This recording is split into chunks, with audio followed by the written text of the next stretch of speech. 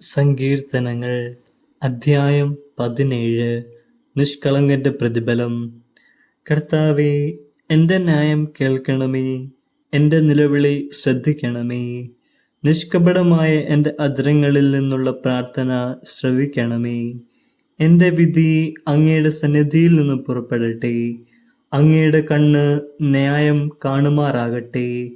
അവിടുന്ന് എൻ്റെ ഹൃദയം പരിശോധിച്ചാൽ, രാത്രിയിൽ എന്നെ സന്ദർശിച്ചാൽ, അങ്ങെന്നെ ഉരച്ചു നോക്കിയാൽ എന്നിൽ തിന്മ കണ്ടെത്തുകയില്ല.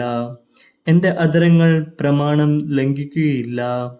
മറ്റുള്ളവർ ചെയ്യുന്നത് പോലെ ഞാൻ തിന്മ പ്രവർത്തിച്ചിട്ടില്ല. അങ്ങയുടെ അധരങ്ങളിൽ നിന്ന് പുറപ്പെടുന്ന വചനം ഞാൻ അനുസരിച്ചു.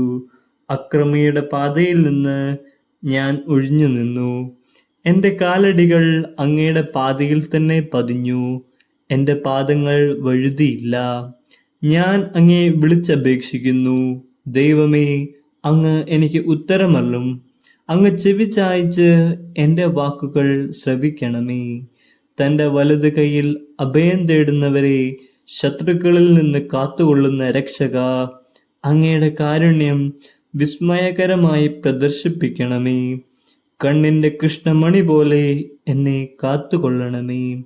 അങ്ങയുടെ ചിറകിൻ്റെ നിഴലിൽ എന്നെ മറച്ചു കൊള്ളണമേ. എന്നെ ഞെരുക്കുന്ന ദുഷ്ടരിൽ നിന്നും, എന്നെ വളഞ്ഞിരിക്കുന്ന കൊടും ശത്രുക്കളിൽ നിന്നും എന്നെ രക്ഷിക്കണമേ. അവരുടെ ഹൃദയത്തിൽ അനുകമ്പയില്ല. അവരുടെ അധരങ്ങൾ വൻപ് പറയുന്നു. അവർ എന്നെ അനുധാവനം ചെയ്യുന്നു. ഇതാ എന്നെ വളഞ്ഞു കഴിഞ്ഞു.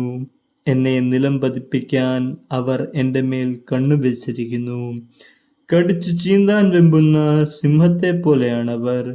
പതിയിരിക്കുന്ന യുവസിംഹത്തെ പോലെ തന്നെ.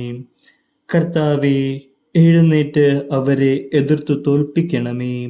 അങ്ങയുടെ വാൾ നീചനിൽ നിന്ന് എന്നെ രക്ഷിക്കട്ടെ. ഇഹലോക ജീവിതം മാത്രം ഓഹരിയായി കരുതുന്ന മർത്യരിൽ നിന്ന് അങ്ങയുടെ കരം എന്നെ രക്ഷിക്കട്ടെ.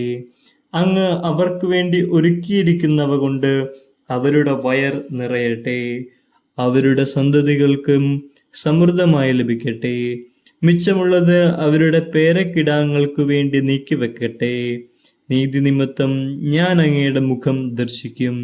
ഉണരുമ്പോൾ ഞാൻ അങ്ങയുടെ രൂപം കണ്ട് തൃപ്തിയടയും.